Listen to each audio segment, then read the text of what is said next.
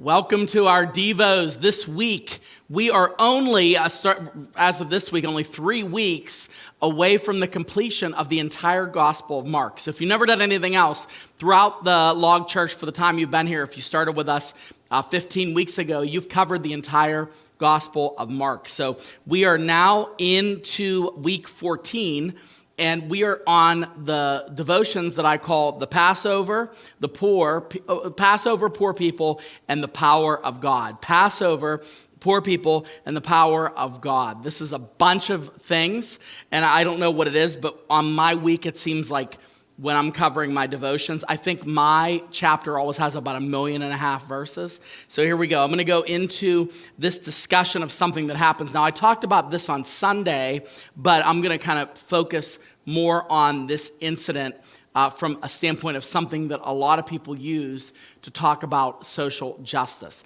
Okay, let's take a look at the priorities and the poor. So, it says in Mark chapter 14, verses 3 through 5, it says, while Jesus was at Bethany in the house of Simon the leper, as he was reclining at a table, a woman came with an alabaster flask of ointment of pure nard, very costly, and she broke the flask and poured it over his head. There were some who said to themselves indignantly, why was this ointment wasted like that? For this ointment could have been sold for more than 300 denarii to give to the poor. And they scolded her. So what happens is they're at this house. Jesus is there. This is very close to when he's going to be betrayed, when he's going to go for the crucifixion. And this woman takes a jar of perfume, breaks it open, and pours it over him to anoint him. So you would think this is like a nice gesture, but the problem is the money that the perfume would have cost, it was rather costly. And it was such an exorbitant amount that was going to be given, or that was, essentially wasted, according to them, on pouring onto Jesus, that it sparked outrage. Specifically, if you remember from the weekend, from Judas Iscariot, because of his handling of the money, which I explained over the weekend. But here we see this outrage kind of overwhelming this incident. And then this is what Jesus says. Jesus said, leave her alone. Why do you trouble her? She has done a beautiful thing to me. For you always have the poor with you, and whenever you want, you can do good for them. But you will not always have me. She has done what she could. She has anointed my body beforehand, before burial. Now, a couple things that are going on here. We see this outrage, and you would think, okay, now this is Jesus. So this is kind of where we want to land. We believe in giving. We believe in giving a lot. We believe in giving out of the abundance of what you have. So if there's people in need in your life that you want to be generous with them, and as the Lord moves you, there's people and causes that you come across that you feel that the Lord puts on your heart. There's certain things that my wife and I do and that we do for people. Then on top of that, there's the church. Okay, so when we talk about giving, a lot of times what people are saying is, well, when you're really giving, is it just giving to this organization, giving out of you wanting to give for the Lord, or are you going to give and actually make a difference?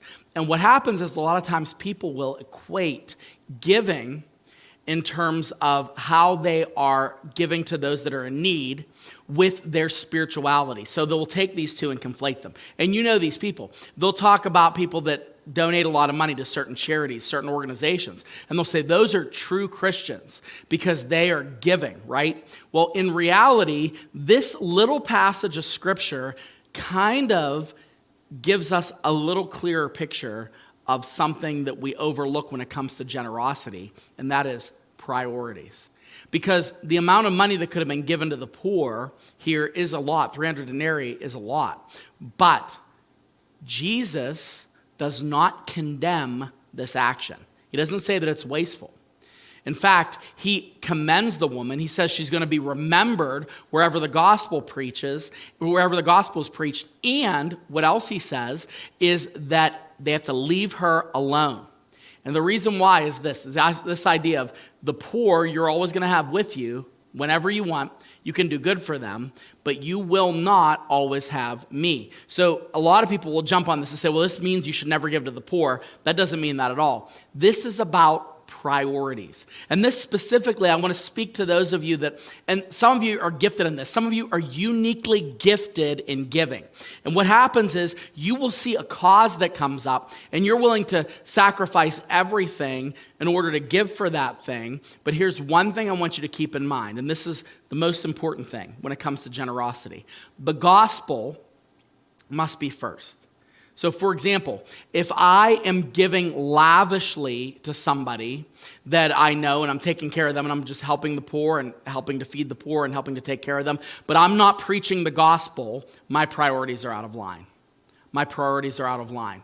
And Jesus talks about this right here. I'm not always going to be with you, meaning I'm the priority right now. You're always going to have the poor, but you're not always going to have me bodily with you. Jesus, the preaching of the gospel, the preaching of the cross is the priority. And it's not an either or, but one is the priority. So if I have a choice when I am, let's say I was on an airplane that was crashing, and I have a choice to, be gracious and helpful and kind to people and just, say really nice, encouraging things as our plane is crashing. Or I have a choice to preach the gospel. I'm going to preach the gospel because the gospel has Jesus in the center. The niceness, the kindness, there's a place for that. But in all sincerity, the gospel is the center. The gospel is what causes the life to change. The gospel is what changes people's eternal reservation. The gospel is what enables us, through our own transformation, to be moved by the Spirit of God to actually take part, like I said a couple weeks ago, in true humanitarian efforts to make a difference in this world. So this isn't about don't give to the poor or give to the poor. This is about the priority of the gospel and Jesus Christ are number one. When Jesus is the center of everything, he will direct everything else to do and accomplish his will.